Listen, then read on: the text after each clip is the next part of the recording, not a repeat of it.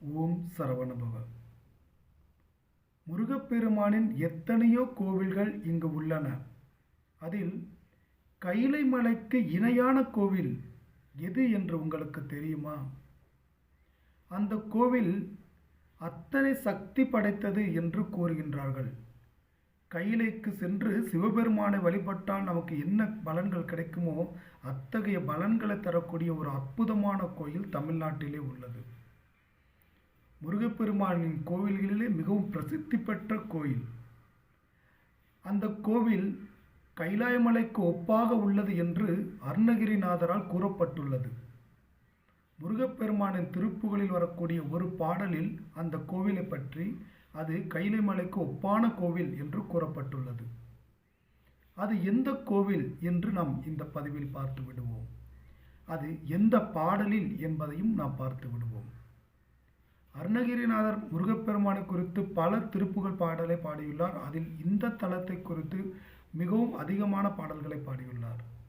அதில் வரக்கூடிய ஒரு பாடல், இயலிசையிலோ சிதவஞ்சி கயர்வாகி இரவு பகல் மனது சிந்தி துழலாதே உயர் கருணை புரியும் இன்ப கடல் மூழ்கி உனை எனதுள் அறியும் அன்பை தருவாயே மயில் தகர்களிடையர் அந்த திணை காவல் வனசக்குர மகளை வந்தி தனைவோனே கையிலை மலையணைய செந்தில் பதிவாழ்வே கரிமுகவன் இளைய கந்த பெருமாளே.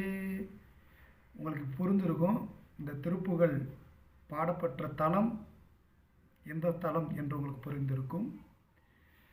கையிலை மலை அணைய செந்தில் பதிவாழ்வே, செந்தில் ஆண்டவர் குடியிருக்கக்கூடிய திருச்செந்தூர் கைலை மலைக்கு இணையான ஒரு திருத்தலம் என்று இங்கு கூறப்பட்டுள்ளது.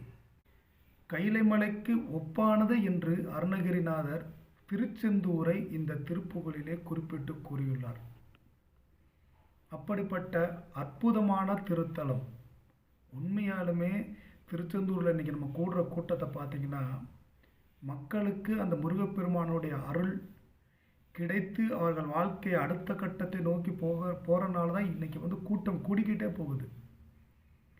அப்போது கைலை மலையில் சென்று சிவபெருமானை தரிசித்த பலன் கண்டிப்பாக இங்கே திருச்செந்தூரில் தரிசிக்கிறவங்களுக்கும் முருகப்பெருமான் கொடுத்துக்கிட்டு தான் இருக்கிறார். அதனால தான் இன்றைக்கி இவ்வளோ கூட்டம் கூடுது. அப்பேற்பட்ட ஒப்பற்ற அந்த திருத்தலத்துக்கு சென்று முருகப்பெருமானை இடைவிடாது வணங்கி உங்கள் வாழ்க்கையில் எல்லா நலனையும் நீங்கள் பெற வேண்டும் என்று பிரார்த்தித்துக் கொள்கின்றேன். நன்றி, வணக்கம்.